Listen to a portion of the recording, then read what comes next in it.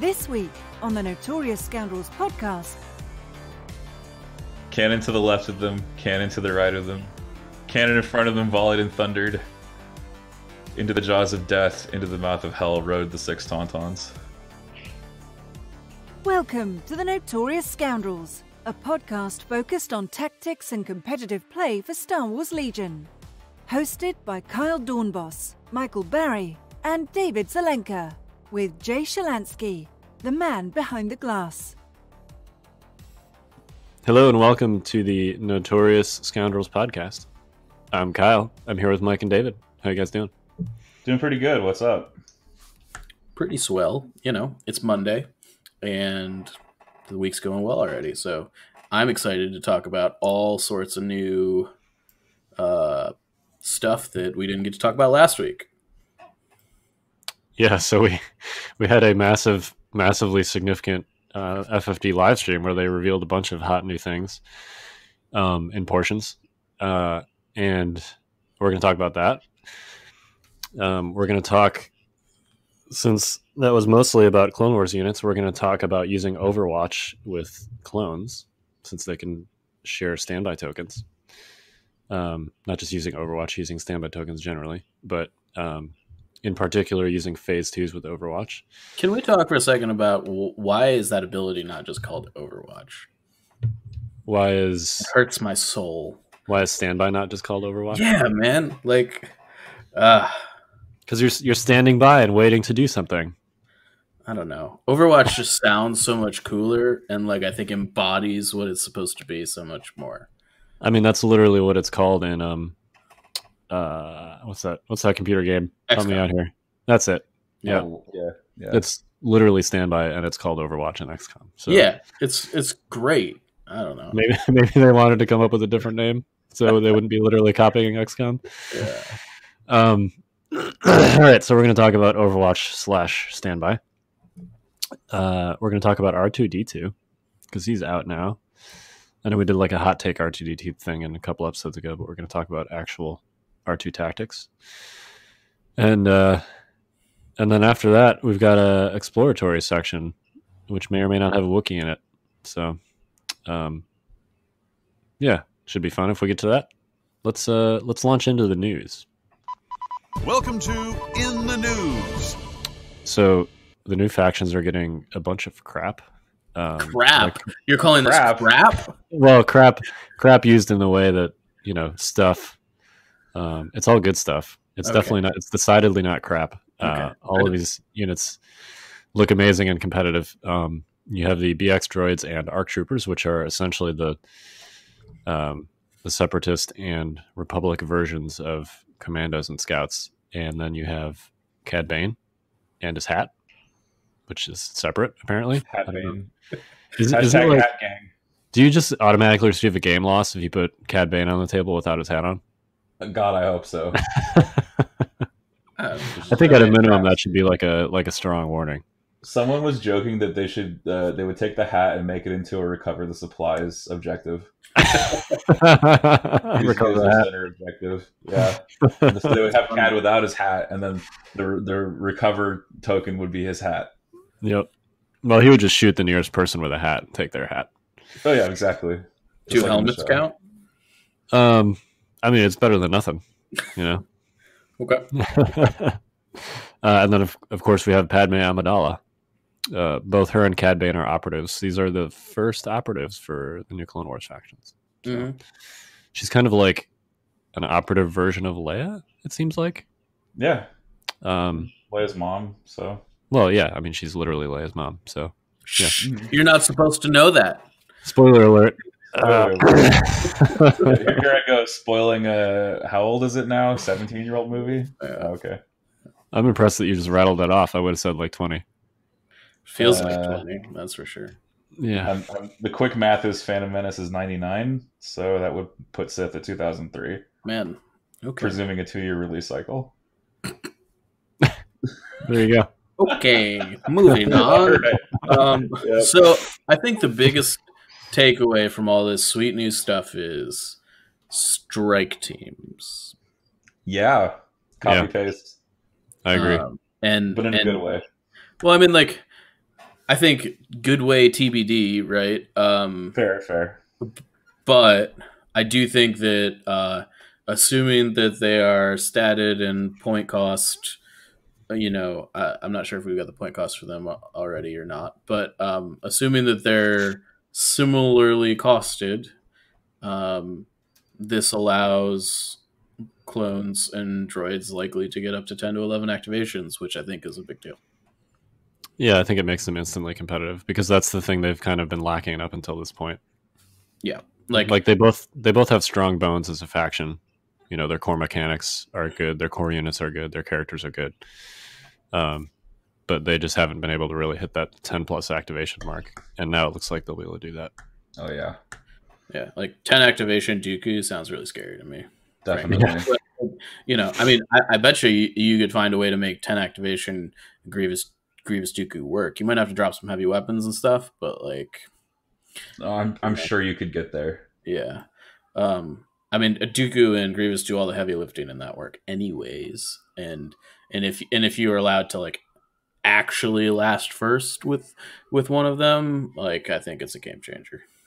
Yeah, potentially. Yeah, we'll see. The models are incredible looking for both the BXs and the ARCs. Yeah, can we talk about those shields and those jetpacks? Yes. Holy crap! Yeah, they actually have it so that you see in the show they've got those energy riot shields and they actually shoot through them. They'll poke the front of their gun through the riot shield and shoot, and the models can actually do that. Yeah, they come with the clear acrylic insert that goes inside the plastic. Yeah, and you can actually poke their little rifles through the front of the shields. Yeah, they outdid themselves, frankly. I think those models are fantastic. So we've got the shields with the guns, but the other thing is the flight stands. At least from what they were saying, you can use them on any unit. I think technically, I think. And those are really nice looking flight stands. The way that they're curved. Yeah. Yeah, that's new because all the other ones have been straight. I would much rather have my Boba Fett on a flight stand that looks like that. Definitely. For sure. Yeah. And Captain Rex can take a jetpack now. So you can use those flight stands for that because they're not model locked. Yeah, so now clones get a budget Mando. Yeah. That's really dope. And with Surge tokens, he might as well be. With Surge tokens, he might as well be Mando. He's slow for Mando, but still. Yeah, I guess he doesn't have Impervious, but he's also 90 points. Yeah, he's also he's 100 point or what? It's 195 with the jetpack or something. Yeah, he gets the discounted jetpack, so it's 95 before other upgrades. So he'll be 100 and 115. Yeah, after aggressive. Seems good. Seems real good. I would easily staple jump onto any named character for 5 points. Yeah, 100%. Can you imagine Han with jump? Oh, that'd be great. Yes, in fact, I can. Yeah, it's actually called Sabine. It's called Captain Rex without Pierce. Yeah. It's just Rex is Han without Pierce. Yeah, that's what I'm saying, right? Yeah. Someone was complaining to me about the lack of Pierce, and I was like, dude, that extra dice makes a huge difference when you're shooting into cover. Yeah. And then of course it makes fire support very legitimate with his 1 pip. Yeah. Just being able to last jump over a piece of terrain, shoot 2 things, and then first shoot 2 things and jump back over it and just not take any damage. Trust me, Boba Fett and Sabine have been doing that for a long time, and it's real good. Yep. Yeah. So very excited about those. It looks like there's some extra stuff in the Asmodee page spreads that were not in the reveal articles. So would encourage folks to go check those out. It looks like they get sniper rifles of some kind. It's unclear what else they get. The droids get bombs because that's what it says. We don't know what they do yet. Yeah. The article says they get bombs. Therefore, they have bombs. Yeah, I know. Droids with bombs. The clones get Echo and 5s. Yeah, that's right. Yeah. So we got some more named. Named folks. They showed the Echo and the 5. It shows one of the models. I don't know if it was Echo or 5s, but they showed They showed them on the stream, and they're just looking so great. Like, I mean, Yeah, theoretically, they could just be the same model, right? yes, in theory they could be with the head swap. Yeah. I mean, like they're clones, so they're all the same person, really. Are they really people? Look, but Fives has a I don't wanna go tattoo into that. of the number 5 on his forehead. And Echo echoes everything that someone else says. Yeah. I do yeah. appreciate that we're getting more named minor characters. Definitely. Agreed. I think that makes it really feel like Pow and Bistan were really cool, and that like you had a unit that felt unique in your army because you got this like named character, and I really hope they continue with that trend. Agree. All right, so we got Hat Bane, Mr. Cad Bane, and his hat. They only showed one command card, I think, on the stream. It was the one where he dishes out suppression tokens. Yes. Seems strong. Seems pretty cool. Yeah, he's got looks like on his card he's got Danger Sense, so kind of feels like you stack up a bunch of suppression and then just give it all away. Yeah, you hand it out, and then so that's pretty neat. when you get suppressions, you get immobilized tokens. Yeah, Yep. that seems really strong, actually. Yeah. An area, it's basically an area of effect slow when you think about it. Like that's the practical outcome. Yeah. So that's great. I mean, especially in a game that's objective based, right? And especially now that we're gonna have like the hostages and other things coming, being slowed down is a huge liability. So, it's very threatening already, just off the top. Totally. Yeah, and that model looks sick. Yeah, They did a great job with that I thing. love the cross pose with the button press on the wrist console. Looks really Yep. Yeah, I actually think I like that one better than like the gunslinger pose. good. Mm-hmm. But yeah, I think if you field him without his hat, it's just a penalty. Yeah, I'm gonna do it just to spite you guys now. they were joking they would make a blister pack with like 20 hats in it. Yeah, Not put the hats on everything. I would be totally okay with them releasing Same. like some sort of like accessories upgrade pack for each faction. Heck Yeah. yeah. Yeah, Like I think totally. that would be really cool. right. More That'd be awesome. model diversity is better. And like throw in some transfers while you're at it for like clones and Imperials and stuff. All about it. Yep. Anyway, well, they didn't really talk too much about what he does other than that, so we'll talk more about him when we get a full preview. Mm-hmm. But let's talk about Padme, because they did show Padme's 3-pip, which seems to be kind of a unit-defining thing for her. Yeah. So we all know how much of a splash R2's been making with his secret mission. Yeah, Padme gets secret mission and infiltrate. Man, I don't know what they were thinking. This is insanity. Double secret mission. Yeah, well, not just double secret mission. One of them infiltrates. Yeah, so was it you? Were you talking to me about that? Saying, can I just spend 90 points to like put a VP in my opponent's deployment area and then wait 6 turns to win? Like, I mean, that's really tough, right? Like, yeah, you can't just like infiltrate. First of all, it's really difficult. I mean, I guess it's not timing based, right? Like you can do she just gains infiltrate. It's not like Vader's where she goes down last. yeah. So you can like play this card and then like put her down in the opponent's deployment zone, but then your opponent's gonna just like surround her with 10 units and kill her, right? So like that. Yeah, you don't want to do that. Yeah, that doesn't work. So like once your opponent starts like putting units in their deployment zone, can you really put Padme in a deployment zone? The answer to that is probably not. But on some deployments, like advanced positions, it's probably not outside the realm of possibility. Still seems kind of tough to execute on and like make it work. I think that there will be times when it definitely can work. Yeah. But you're also pulling a really good like 90 to 100 point unit out of your army. For the first couple turns potentially.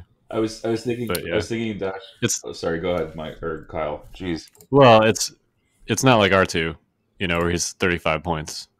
Like she does a lot of other stuff that R2 doesn't really do. If she's with your main force, So Right. Yeah, I mean, like you can see the exemplar keyword on her card. Friendly units at range 1 to 2 and in line of sight can spend your green tokens. That means Kenobi can spend your standbys. Yeah. This is not a trivial ability. Like being able to have your like Jedi get 2 attacks a turn through Padme's standby tokens, like that's huge. Like, Yeah. and if you're infiltrating, you're giving that up. You know, potentially. Like it's clearly there will probably be situations where like you infiltrate with Padme and then like Kenobi races over to like go defend her or whatever. So first of all, super thematic. So maybe they weren't crazy with this. It seems like that kind of thing. But like these abilities are really good. Yeah, I'm ready, man. Yeah. I'm ready for a double tapping saber tank. That's what I'm ready for. Or double tapping Overwatch clones or any of that stuff. Yeah, like you can use exemplar with tanks based on the like reminder text on this card. If the reminder text is the same as the eventual entry, which we don't know yet. Yeah, I mean, seems good. You would think that it would say friendly trooper units if they're because there's plenty of room there to put the word trooper in that reminder text, right? There's a ton of room. They could have done it. I mean, I don't know, man. Oversights have happened. That's all I'm going to say. That's true. But like based on the reminder text on this card, you can give a standby token to a tank without it being its turn, and that's just that's a thing that has not happened in this game yet. Yeah, it's not really. It's super interesting. It's I think these 4 releases are going to move the game in a way that we haven't seen since. Not necessarily in a bad way, but just in a way that we haven't seen since the original Sniper Strike. It kind of makes me giggle when you put that next to the AAT's barrage ability. Well, for it to trip that standby, a unit still has to wander within range 2 of it. It's not like it just gets the second attack. It's not like it's hard to do with a giant base. No, I know. And centrally based objectives. Yeah, I mean, you're going to be shoving that tank up into your opponent's grill anyways, right? You're just like, here, go forth with all of your wounds plus R2-D2. It's likely it's likely that that's going to happen. Of course, then the tank has that ginormous weak point for a reason. The saber, I mean, not the AAT. Yeah. We'll have to see, man. It's going to be an interesting several months, starting at the end of this one.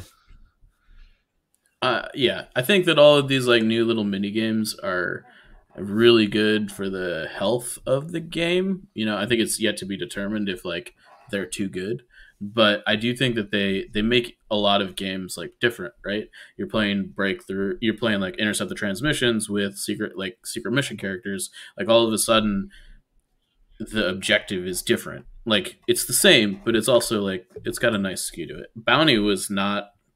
I don't know. It wasn't the same type of mini game, I feel like. I just like that there's a theoretical situation where you can just win certain objectives only on secret mission. Like I was thinking key positions, for example, where, you only have to control your home objective. And then it's like, oh, I win anyway because I have double secret. I mean, there's some interesting edge cases that could happen. For sure. I mean, like, similar to VAPs, like you can be red player on VAPs. Yeah, it's just like Bounty then. Unlikely you'll be able to get into the deployment zone, but fair. Well, maybe. I mean, certain zones, particularly battle lines and disarray, it's actually like that's a big wide zone. We'll talk about playing R2 here later in the cast, but if you can force a deployment like that, your chances of scoring secret mission are actually pretty good. Yeah, and it's worth noting that like.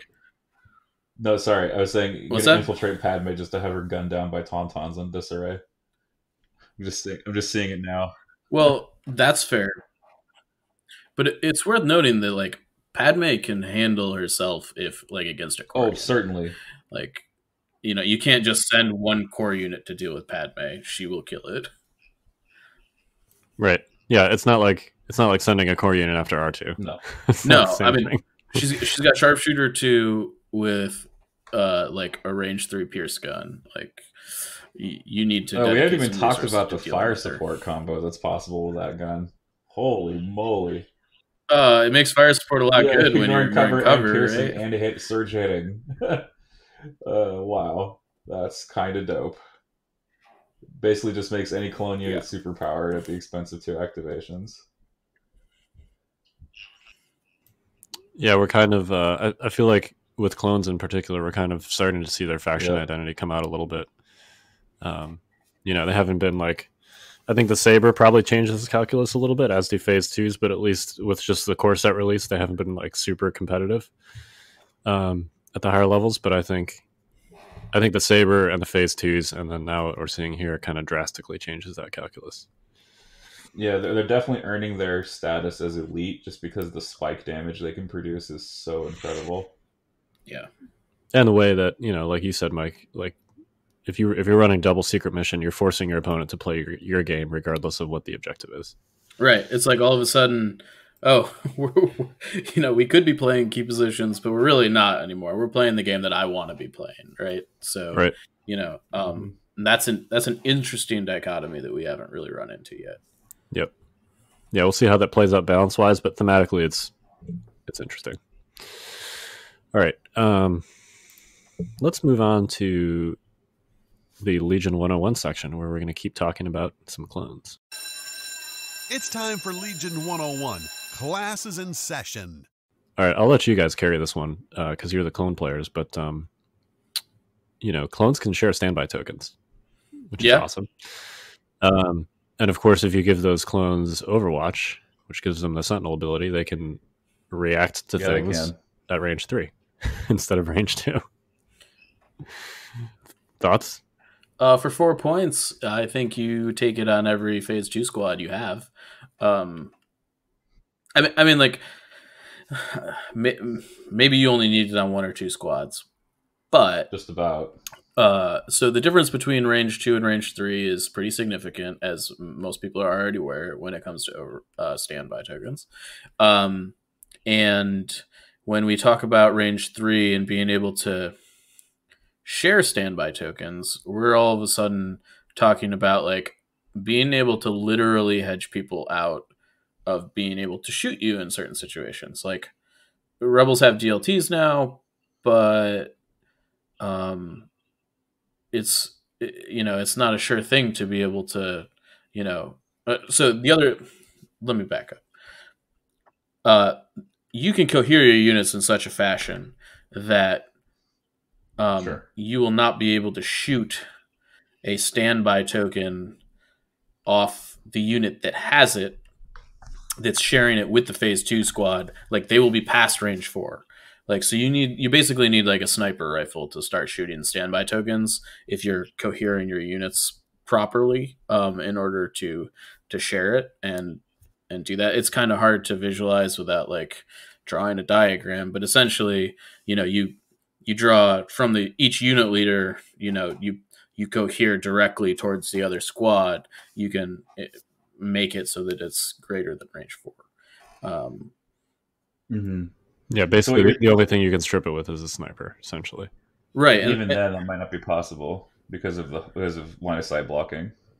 Right, and that's a whole nother ballgame. But essentially, what happens there, if you're like utilizing the ability properly with the clones, is that you're saying, okay, if you want to strip my standbys, you have to walk into my standby range, and like all of a sudden, the standby generally is not super great as like the first action of a turn, but like a clone player can like literally move up, take a standby token, or like take a standby token on like the back unit, and then they can kind of share it up the chain, and it becomes, it's very XCOM-y, frankly, if you haven't tried it yet. Yeah, because you're talking about creating layers. Sorry, go ahead, David. No, please. I mean, you're just creating layers of defense where if your opponent walks into whatever range that is, they get pasted. Right. Exactly.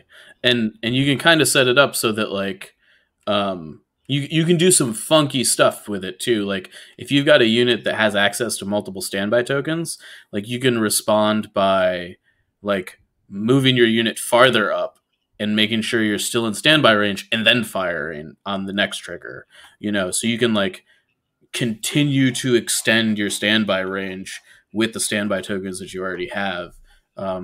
There's a lot of complicated scenarios that can result from that, but a savvy player can really use that ability to kind of like do some wonky stuff mid-turn, like in response to their opponent's actions. So I'm thinking this through a little bit here as we talk, and I guess two major things arise for me. The first one is people have been lobbying on the forums and the discords that are out there for a pass mechanic, and this kind of obviates that pretty directly, because now you have the ability to pass but then not lose out on taking a meaningful action with a different unit somewhere in your army, despite having taken a less than meaningful action elsewhere on the board. Yeah. This is, of course, in the whole grand scheme of things, because we have the alternating activation nature of the game, trying to sort of wait out your opponent until the time is right for you to make your move. In our case, now as clones, we have the ability to zone off a section, as you were saying, with a range 3 standby. And this Overwatch sharing thing is probably the most like direct tool that we have to overcome relatively low activation counts compared to the field. 11 and 12 is now increasingly common for Empire and Rebel, and this is going to give clones a big leg up, I think, this phase 2 Overwatch stuff. And the second thought that arises for me is it's probably unlikely that you're going to have room to bid in any clone list because your units are so expensive.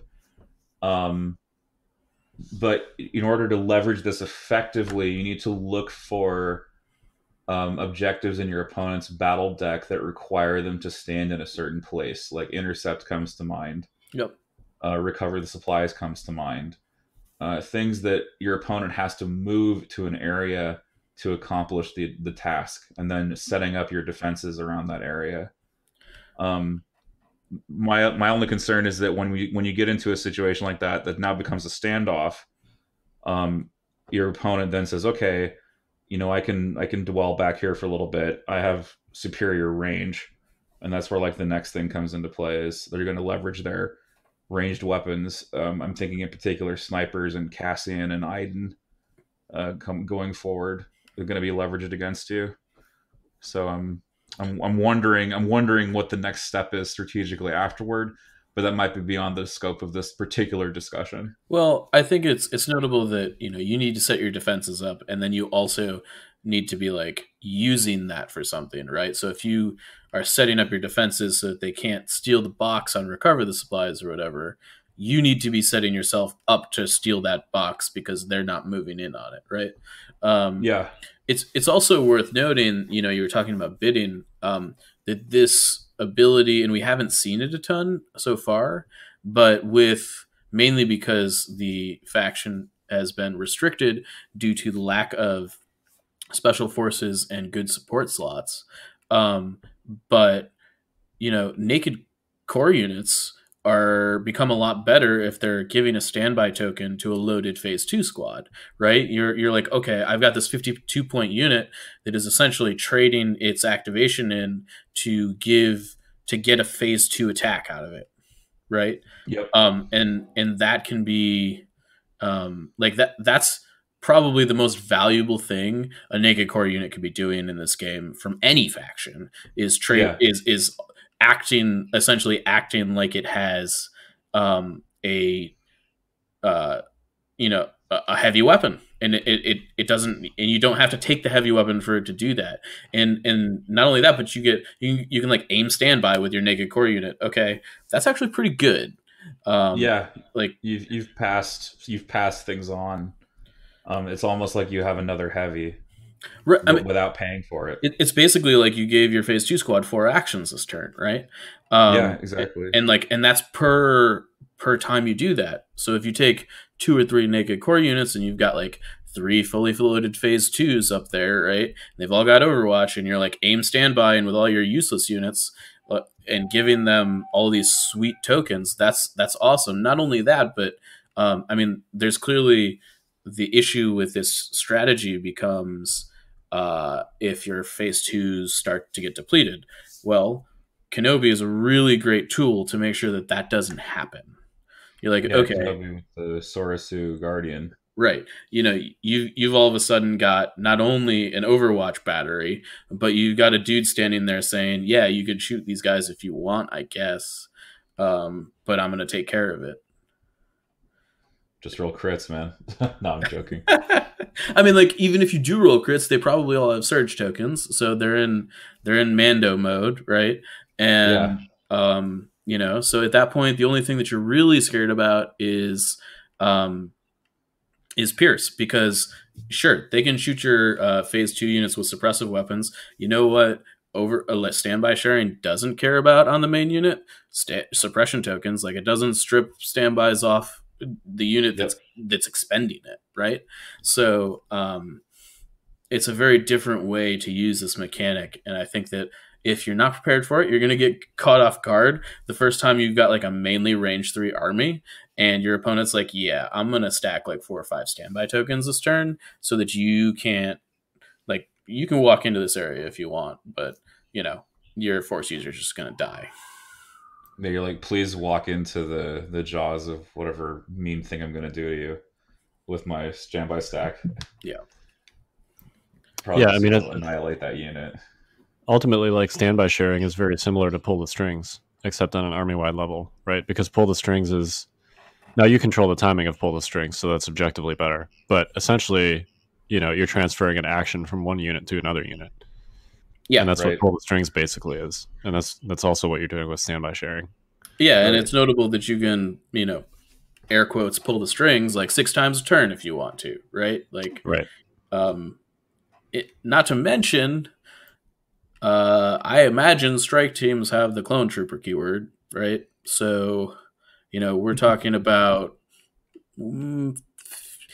50 to 60 point units that like can just turn their stuff into phase 2 pools. Or I mean, like, I assume ARC troopers also have the clone trooper, like, I'm not sure we've seen the full spread of like what an ARC trooper like a fully equipped squad is, but I gotta think that it's like somewhere in the realm of what a Death Trooper squad looks like, right?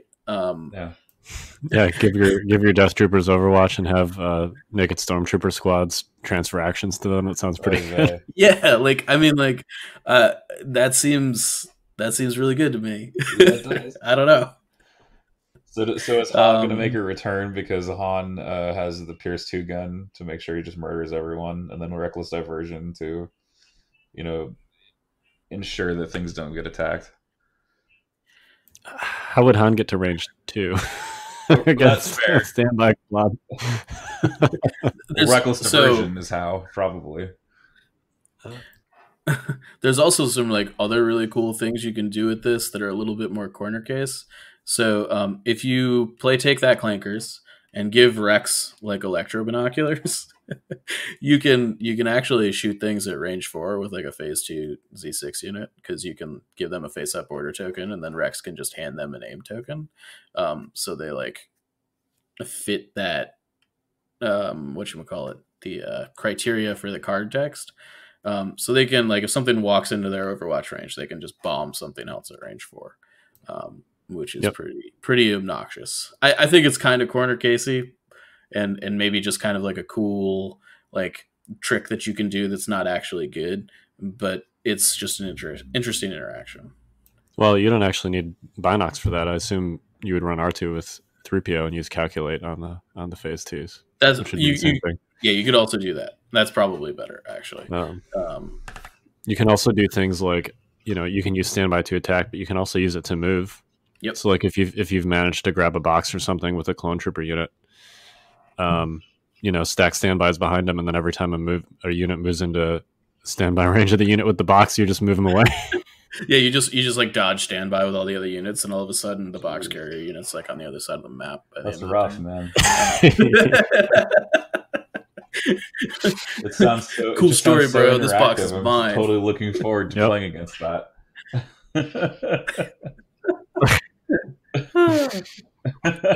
Yeah. I mean, we'll see. It's it's definitely like a unique clone thing that is neat and interesting.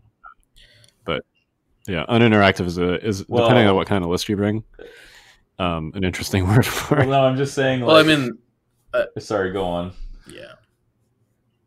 I mean, if you Oh, for certain. well, it makes snipers even more essential, right? Yes, absolutely. Like the triple tauntaun lists right now are looking at clones sharing standby tokens, and I think if you're able to get like a 10 activation clone list, all of a sudden tauntaun players are like, yeah, I don't know about this anymore, right? Like, Yeah. You guys, I shouldn't say you guys. I mean, our listeners. Excuse me. Listeners should really do check out the previews because if you hate tauntauns, well, I think your prayers have been answered. There is so much tauntaun hatred coming in the next like few releases. Between this stuff, between vibro swords, between the AAT high velocity main cannons, like there's all kinds of hatred. yeah, the AAT is going super to good against tauntauns. tauntauns. Yeah, Yeah, so fear not, fear not. Your prayers are being answered. yeah. Like, Just we know that everyone wanted a main tank cannon with high velocity on it. Hey, dude, Yeah. I hear you like dodge tokens, bro. That's cool. Yeah, Yeah, the entire rebel faction cried out in anguish because all their best units use dodges in one form or another. I'm sorry, but I don't feel bad for you. I certainly don't fine. feel bad for the tauntauns. No, I don't feel bad for the taunts. Whatever. Anyway, sorry to derail that. I just had to get that in there before we moved on too far. No, I think that's important to think about. Yeah. Now that said, tauntaun lists are also usually running 3 snipers. So Sure, but like Yeah, that means you only can knock off 3 standbys. right. Yeah, it's like I got 6 core Yeah, units. essentially the value proposition here says, all right, the only thing that can do anything in your list are your 3 snipers. Right. And when you're running triple tauntauns, that's not a good value proposition. No. Someone was also talking to me about phase 2s with offensive push, which is an interesting concept. The idea that like maybe you like move recover or something like that, so you can move and then share aims while moving. I don't know. It's a little That strange. seems expensive just for a name tag. It does seem expensive. I think you just bring more copies of Overwatch. Yeah. I think I mean I'm not going to go as far to say that that's the only training upgrade that you should put on phase 2s, but I definitely think it's the best one. Yeah. So what would an army look like? 4 phase 2s with Overwatch and 2 naked phase 1s. Is that what a good starting point? I think I'm more like if you're gonna go hard in on the Overwatch plan, I think 3 and 3 is probably. I mean, phase 2s are expensive. They are expensive. Yeah, or even 2 and 4. Yeah, But- 2 and Yeah, 4 is even like a 2 and little 4. bit like if you lose one of them, things can get weird quickly. Yeah. I mean, maybe the other part of the value equation is how high do you rate reliable on phase 2s and courage too. I think both of those things are very good. Like, I think that there's room to like play with a fully loaded phase 2 list. Definitely. I don't know if it's good. Like, what's a phase 2 with Z6 versus a phase 1 with Z6? I want to know what the point spread is. Well, let me tell you. Yeah, I'm lazy and not prepared to make this point. It's okay. So phase 1 with a Z6 is 77. Phase 2 with a Z6 is 87. So it's 10 points. Wow, that is a very small spread. Yeah, I mean, like, considering you're giving the unit courage 2, and they're essentially surged on defense for the most part. I mean, like, It seems worth, man. 10 points it's like a 10-point officer with the reliable attached. yeah, totally. You don't get the extra wound, but you still. I mean, it's pretty great. It's probably 14 points if you consider Overwatch, right? Fair. But still, like, that's a really good unit. It's not insignificant, Yeah. It's like what for 4 units, right? That's 52. What do you think using the mortar with us? It kind of gets around its primary drawback, which is cumbersome. Yeah, no, I mean, I'm not sure where a suppressive weapon fits in with this army. Well, I don't hate the mortar because it works really well with standbys. Right. With that being said, it's only 2 dice as opposed to 6. Yeah. I I think if you're going for DACA, you want the Z6. I think you could probably basically threaten to panic anything that walks into the standby bubble if you've got the mortar, which is interesting. I might try like a one-of and see what happens. But I don't. Yeah, I mean, like, 6 black dice is like, yeah, it's okay. It's a good pool if you have surge to hit, which you might. And they've got critical 1 on the mortar, so you've got critical 1 and reliable plus. Yes, so you have a pretty good chance to just functionally have surge to something. Right. It's I mean, on average, you have surge to something. So yeah, it's an open. I think it's an open question. Yeah. I think for 2 extra points, I would probably prefer to have a heavy weapon that gives me the flexibility to move and shoot. Yeah, that's always the kicker. Yeah, moving and shooting. It's important, especially when you're like. I think that the mortar might make a lot more sense if it was on the phase 1s actually, because of their courage value. But because the phase 2s have a courage 2 value, I think that they're much more likely to be moving and shooting. So, you should just write a book that says cumbersome ruins everything. Like just about everything with cumbersome on it is like, nah, it's not cheap enough because cumbersome is a drawback, right? So it should be like slightly cheaper, right? Not more expensive. I feel. I think the short trooper mortars are pretty darn fine with cumbersome. Okay, well that's because they're range 4. That's why. I mean, so is this mortar. All right, that's fair. All right. Maybe I'm thinking of other weapons that are also. To be fair, David, I think you're right. The short trooper mortar is an exception to the rule, not the rule. Yeah, definitely. It's the exception that proves the rule, I think. Yeah. Well, that was a lot about clone phase 2s and overwatching. Yeah, I mean it's I think that's like if you're a clone player, you got to master that tactic because that's not going to be just like a corner case thing. That's like sharing standbys is like a core faction identity. Yeah, for clones. You need to abuse this if you're going to win tournaments with clones. The token sharing game is like the thing for your core if this is not in your toolkit, you need to find a way to put it in your toolkit. Yeah, because you need to know how to work it. I mean, and frankly, even without Overwatch, you need to, as a clone player, know when to take the standbys, because it is a big deal if you're like, okay, I'm going to get charged by Luke at the end of the turn or whatever. You need to be like, okay, all right, well, that means I need to take standby tokens. Like I need to just chalk it up. Let's go. So we have an article about clone token sharing somewhere in the I think you wrote it, right? I think I wrote it. Yeah, that's probably why I remember it. All right. I did write a small thing. It doesn't cover standbys in any great depth, but it definitely covers like best practices for token sharing, positioning in large part, especially if you're getting into clones and figuring out what the heck do I do with these guys that makes them special, makes them not just stormtroopers. Yeah, this is one of those things. Yeah, this is definitely one of those things. This and fire supporting, but this really fire supporting is icing on the cake. This is the thing that makes clones tick. Yeah, this action. Fire support is like maybe you use it once per game type deal. And maybe it causes a home run. Maybe it's a home run. Yeah, you've got to know whatever you're doing is going to work. I think to use fire support. Yeah, for sure. All right. Speaking of clones, should we move on to R2D2? Sure. All right. So R2 can, of course, be taken by both Rebels and Republic. Because he's in every single Star Wars movie. And is he in Rogue One? Oh, I'm sorry. Yeah. Every single he is in Rogue One. He is in Rogue One, yeah. Okay. All right. Yeah. I couldn't remember if he was on the ship or whatever, or you know where he is in Rogue One?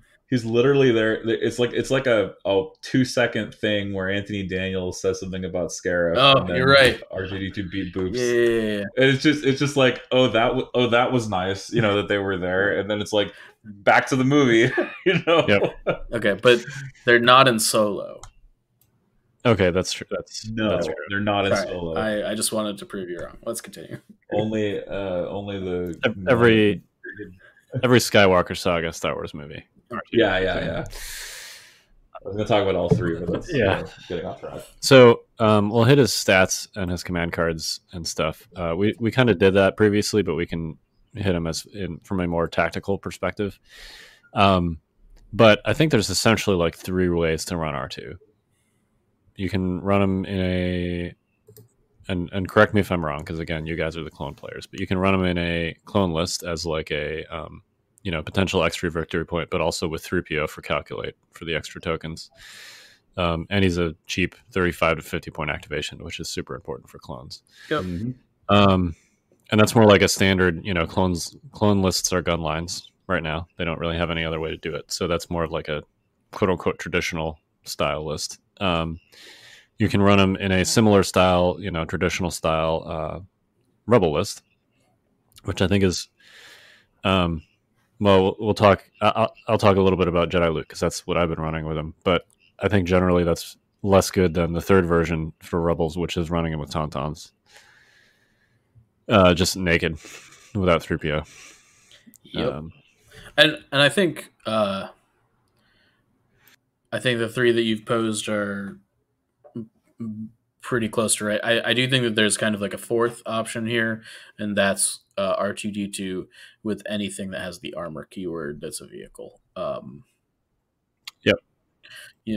Yeah, so R2 repairing the saber. Yeah, R2 I mean, I think it's notable that he gets and barks too. Not that they're very good, but yeah, I didn't Right? think about barks because I mean, like, I've already written off. I've written off the bark, perhaps mistakenly. well, I mean, I think that's the general consensus right now, that the bark is not very good. But it is worth noting that R2 can repair them presently. So just something to think about. I just didn't want to spend the money on a 10-act triple bark Rex list. I didn't want to do that. Those of us that bought 3 core sets can do it for free. So whatever.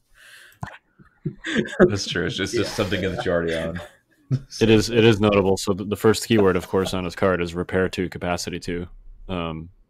There's 2 things that are notable about this that make it different from like the standard astromech repair. Yep. The first is that it is not a free action. Yep. It'd be kind of gross if it was. Yeah. Because he can also repair himself. Importantly, he is a droid trooper. So there's that. But it also is repair 2, capacity 2, which means that he can do it twice, and each time he does it, he repairs 2 wounds, not 1. Because if you read the repair entry very carefully, it basically says like when you use this action, put a wound token on the card, and then repair whatever the repair X is. Yeah, it's kind of weird, frankly. Yeah, the wording is weird, but essentially what this means is he can repair twice, and each time he repairs, he can repair 2 wounds. So and situationally, he has 8 health. So, right, situationally, or 10 if you take 3PO. It's also notable, and for this how came many up, points again? 50. 50. Yeah. So it's also notable, and I didn't know that you could do this because this has never come up with anything other than R2. But you actually can. It's remove X tokens from whatever the target is. So you can in one repair action, you can take a damage token and a wound off a vehicle. Yep. It doesn't have to just be wounds, right. Which is I was like, oh, that's actually really good. Because my initial reaction was like you could do one or the other. Yeah, you no longer have to choose. You can choose to just do it, in the moment. You can just say, I'm going to get rid of whatever the damage token is and add the health, and then spend the charge to do that. Rather than having to choose health or token, like every other astromech. Right, because you only take off 1 token when you normally repair. So that's a really interesting difference in what R2 can do. Definitely. So yeah, I guess that's a good viable fourth type. I was sort of lumping the saber in there with the Republic gunline because at least right now I think that's probably the best way to run them. But you could also do R2, Rex, and Kenobi if you wanted to, and that would also get you to 9 activations. Yeah, I mean, you can also have him like hug a land speeder, right? Or hug a bunch of ATRTs Or get in a land speeder. Yep. Yeah. Or get in a land speeder. Yeah. Right. That's maybe a little bit more corner casey, but yes. Yeah. So he does, of course, his unit defining keyword is essentially secret mission, which we've talked about in the past. But if you get into your opponent's deployment zone and R2 lives to the end of the game, you get a victory point. Yeah. This is super relevant for the Tauntaun list type because if you're running triple Tauntauns, they're so mobile and they create so much threat that and having played against this, you can't you just don't have the resources to split off and deal with R2. In your brain, you're like, oh, he's only 4 wounds. That's fine. But if you send a core unit or something after R2 to go kill him, the 3 Tauntauns are going to run you over. Yeah. Yeah, and it's notable that the Tauns are already force projecting. They're pushing. A lot of times they push you out of the area that R2 needs to be, right? Right. So they can kind of cut you off from a section of your deployment zone, and then R2 just kind of sneaks in there behind the Tauntauns as you're getting charged or light brigaded. Yeah. So with secret mission, it's worth noting just generally, and this is for all ways of running R2. Deployment zone is really important because that's all you need to get to. Battle lines and disarray in particular make it much easier to score secret mission than say long march or major offensive. Advanced positions is pretty good for him too, I think. It is, yeah. That's also a pretty big wide deployment zone. From easiest to hardest, I'd probably rank them disarray, battle lines, advanced positions, major offensive, and then long march. Yep. In that order. So that's kind of how you should be prioritizing it. Objective wise, of course, it's better on objectives that tend to have close scores. So recover, VAPs, key positions. Less good on intercept. Still probably pretty good on breakthrough, at least if you're running the Tauntaun version, because Tauntauns are so good at that anyway. And of course, if you get R2 in there and keep him in your opponent's deployment zone, he's worth 2 points instead of 1. Yeah. It's sort of doubling down on that objective. Yeah. To some degree. Mm. But yeah, so you're probably not cutting intercept if you're running him with Tauntauns anyway, because Tauntauns are also really good at intercept. But yeah, you really can't go wrong there.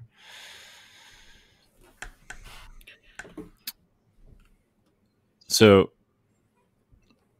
if you're running the Tauntaun version, you're probably running him behind or just away from the Tauntauns, just kind of creeping him towards your opponent's deployment zone for the duration of the game. If you're running a gunline version with R2, in my opinion, it's much more opportunistic. You should definitely not count on scoring secret mission as part of your game plan. Yeah, you need to treat it like bounty. Right. Whereas, if kind of sneak him up there. If your opponent gives you an opening, certainly take it. But it's a much less proactive sort of secret mission scoring than with the Trip Tauntaun version.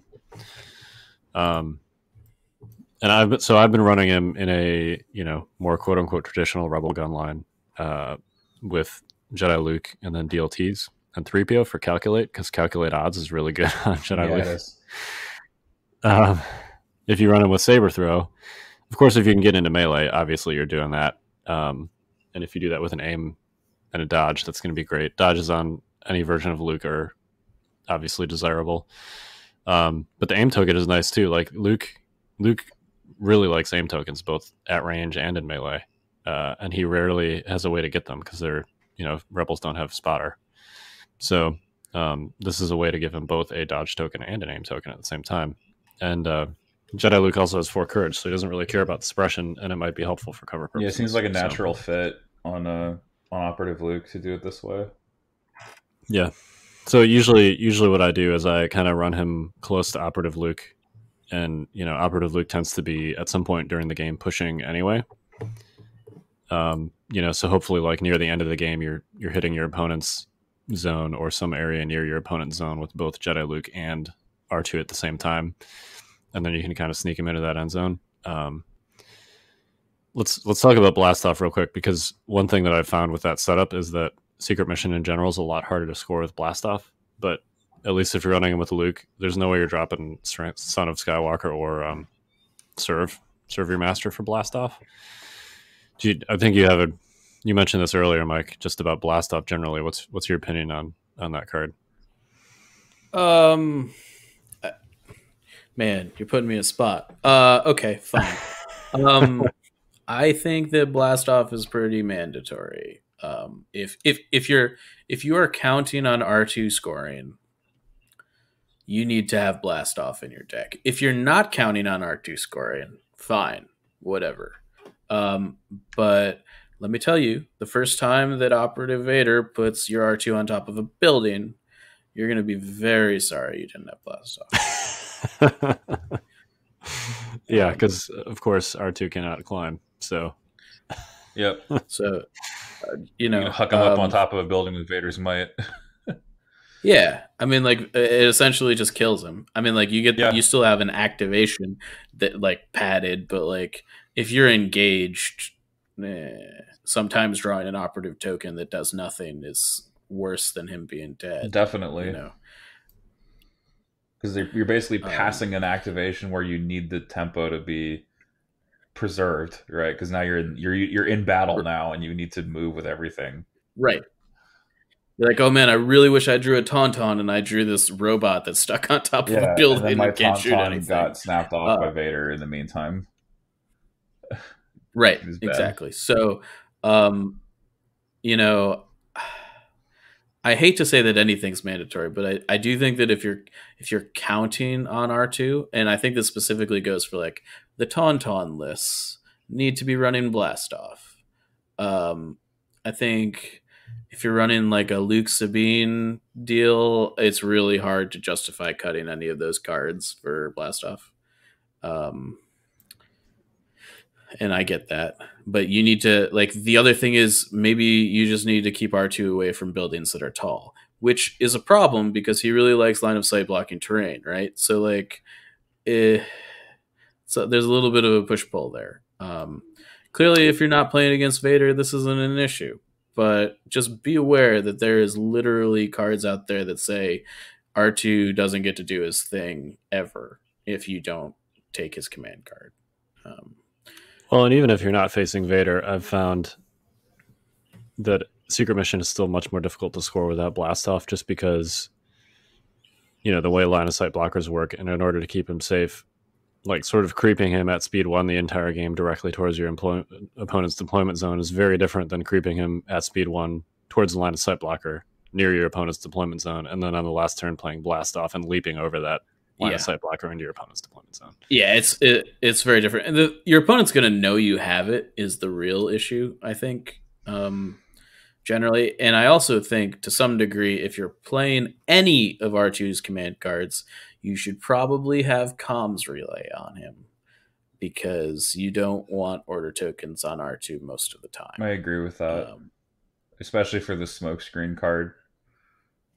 Yeah. Like, you would much rather just have no time for sorrows on basically any 2 units you wanted instead of R2 and a unit, right? So yeah, he can sort of use the extra move, but it's, I don't know, man. Usually you're playing the slow cards early, so it doesn't synergize that well. Like it's got a bunch of it's being pulled in different directions, right? Yeah, because you got the slow speed, the smoke token, and the move. And you're kind of like, go for it. Yeah, R2. So the way Smokescreen reads, R2 does not get an extra move with Smokescreen because it's another trooper unit. Yeah. So it's still a great card, but Comms Relay lets you do it with 2 units instead of just the 1 trooper that you're targeting that's not R2. Oh, okay, well, never mind me. That means it's a straight buff to take relay. Yeah, Yep. and like just being able to like give two tauntauns an extra no time for sorrows is Seems good. Yeah, seems great, man. Like I don't mind if I do, right? So yeah, that's how I feel about it. I'm by no means like objectively right, but I think that you should take those to heart. I've also found the smoke token to be more useful than I thought with this card. Like, smoke grenades are bad. Yeah, right? because they cost points and they like are in action, right? Right. But free smoke tokens, Yeah. it's cover one. Yeah. Where you put it. I mean, So standby tokens, throw the rest of the first half of this episode out, right? Standby tokens are generally pretty bad, except when they're free, they're great, right? Like same sort of principle here, I think. Right. Like, honestly, if smoke was like once per battle, but didn't cost an action, you'd see it everywhere. Right. People would. Yeah, if it was like a discard effect or people something, would use it, 100%. yeah, and here it's on top of a no time for sorrows effect. Yeah, So it's really good. it's pure bonus. Yep. Yeah. Yeah. So I've been running, when I run this with Jedi Luke, I run smoke screen because it's a way to give Jedi Luke no time for sorrows. yeah, he needs without that. having to take Leia. He really needs that. Yeah, he doesn't, but it's really good. I mean, funny. I think we can all agree that the 2-pip is not good, right? Impromptu immolation. Yeah. I mean, Like the effect is fine, but in what situation are you going to be attacking something with R2? Okay, I have Actually wanting this over I have some one other 2-pip. situation in mind. R2 is being tied up in melee by B1 battle droids. That's the one situation that I can think of. Sure, but like that specific thing aside, any build that you're running so let's talk about those builds. Let's talk about those builds that we talked about earlier, right? You've got Tauntaun R2. If you're doing that, you're definitely going to want push because you want orders on Tauntauns. If you're running Jedi Luke R2, you're going to be running, My Ally and Full of Surprises because those are both amazing. And you want orders on Luke, not on R2. And if you're running, the Saber version of R2, you're going to want push. And, you're probably running with Rux, so you're going to want to take that clankers. Like, it's not that this card is, free flamethrower is fine, but it's not nearly as good as the 2-pips that it's going to be naturally paired with, which includes push often. Yeah. I mean, I think it has a similar issue that like Boba's flamethrower does, except the Boba's flamethrower has the advantage that you get to put an order on a unit you want to. I think the 2-pip is right. I don't know. Yeah, if you're taking it with comms relay, maybe. 2-pip's the most competitive slot. I don't know. So it better be good, and this card is not that great. It's probably the most competitive Rebel slot, I guess. I feel. I mean, like the 1-pips that you're taking in Rebel lists are pretty cut and dry. Yeah, it's either double Luke or Explosions Bombard. But the 2-pips generally. Or Explosions Blast Off. Yeah. Generally.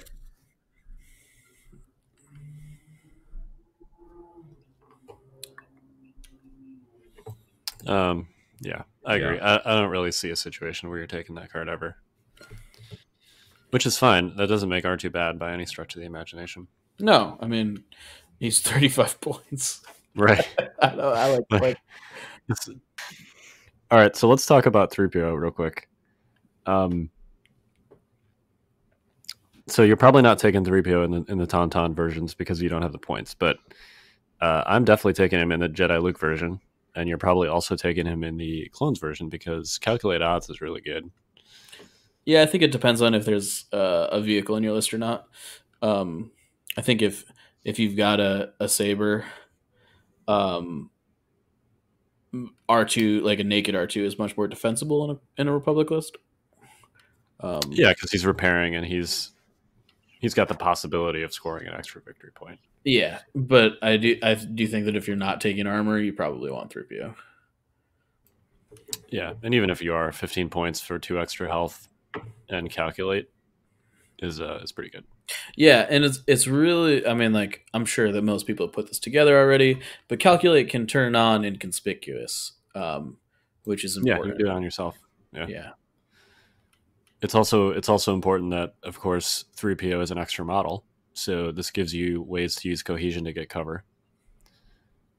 Because of how So now he's a strike team, right? Essentially, or it's Tauntaun. Yeah. Oh man. Is the Rebel faction identity just a bunch of strong 2 model units? Maybe. I mean, and because of how the counterpart rules work, they essentially have like a shared health pool, so you can shuffle those wound tokens. Well, you can't shuffle them during the game, but like when you take wounds, even if you can't see 3PO, you can still assign the wounds to 3PO. Right. You heard what you did there, right? Even if you can't see 3PO, you can still assign wounds to 3PO. Nice. Nice. I totally did it on purpose. Yep. Yeah. Totally 100% planned, like all dad jokes. All right. So there, it calculates. I like it a lot on Jedi Luke for the reasons we already discussed. It's good in a clone list because that dodge and that aim can be used by like anybody if you give it to a clone trooper, almost anybody. Giving Kenobi dodge tokens also good. Yep. Yeah. Soon giving Padme that. Yeah. Yeah, so then she could pass it on. She also has nimble, right? Oh yeah. Yeah. She has nimble. She has nimble. She does. Does she have quick thinking? Yeah, that's pretty good. Oh wow. Mind blown. Okay. So now we have 3PO calculate. Yeah, she is. I mean, like, quick thinking sort of seems to be the take cover 2 kind of analogous ability on Padme's card. So you calculate to Padme and then quick thinking standby. Wow. Yeah, then you've got 5 green tokens there to share. Seems good. Seems great. Yeah. Yep. Seems good. Anyway, so let's calculate. I think 3PO is worth the 15 points if you can find them in any non-talk. Yeah. So I have a question, and I don't actually know the answer to this off the top of my head. Can you spend Padme's dodge tokens to use during Guardian with Kenobi? Oh, snap! That's a good question. Huh? I don't know. I don't know off the top of my head. Okay, I'm gonna possum here and say, let's wait till the RRG comes out. Yeah, I just that's a great thought, though. That's an excellent thought. I'm just interested if that's like actually a thing. Yeah, because all we have for Exemplar is reminder text, but if you could do that, that would be super interesting. Yeah. Yeah. Yeah, that's an interesting thought. And Padme is really interesting. All right. We already had that section of the show.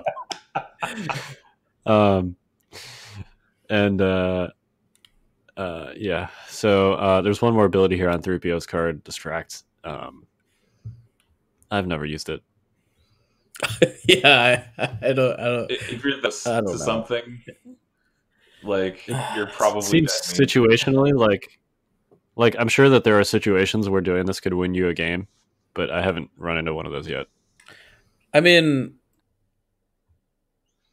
so if you have blast off and your opponent plays and now you will die, and you're in heavy cover, maybe this isn't terrible.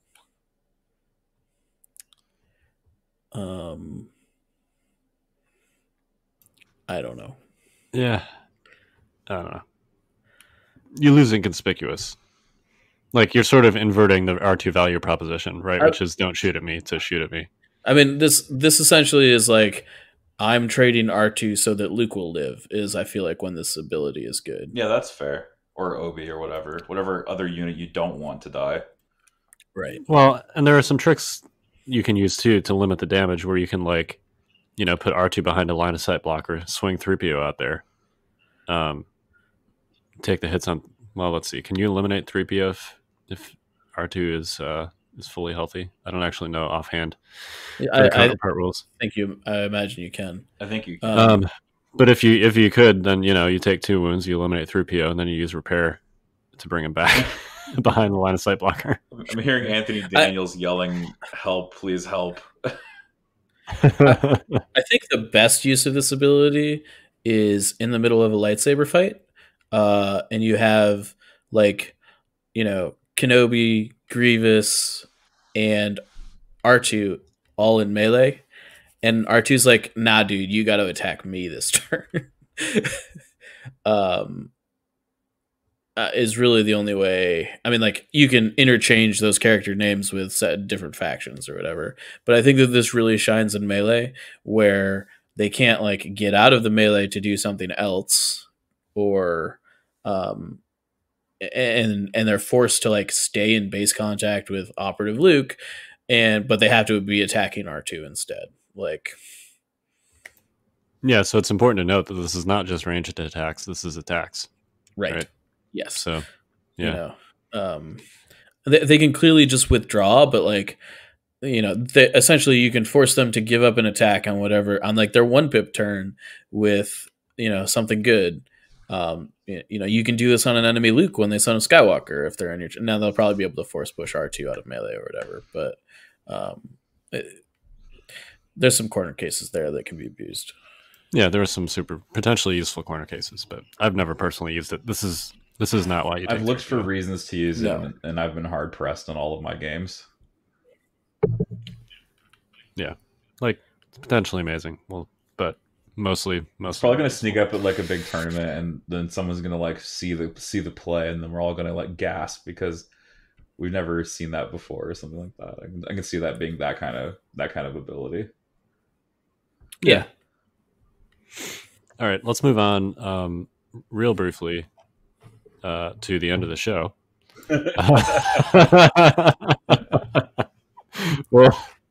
We'll save our exploration section for next week. So, you guys got any final thoughts? No thoughts. We're good. Cannon to the left of them, cannon to the right of them, cannon in front of them volleyed and thundered. Into the jaws of death, into the mouth of hell rode the 6 Tauntauns. I'm just impressed that you've memorized the first part of the Charge of the Light Brigade. Yo, that poem is the only poem that I've ever actually read, because it's dope. Yeah. It's a good poem. Yes.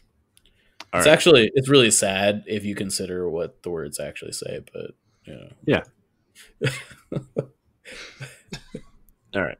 Let's soldiers die in war. Yeah. They do. They usually don't die needlessly, but they do. Yeah.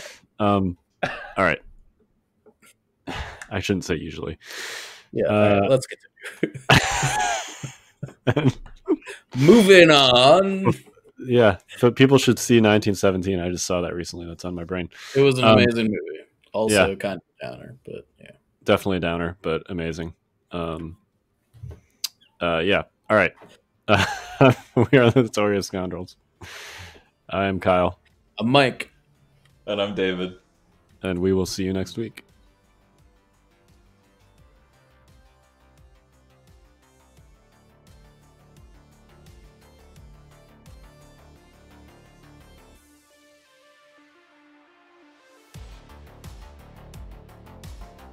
Join us next week for another episode of The Notorious Scoundrels. This has been a 5th Trooper production.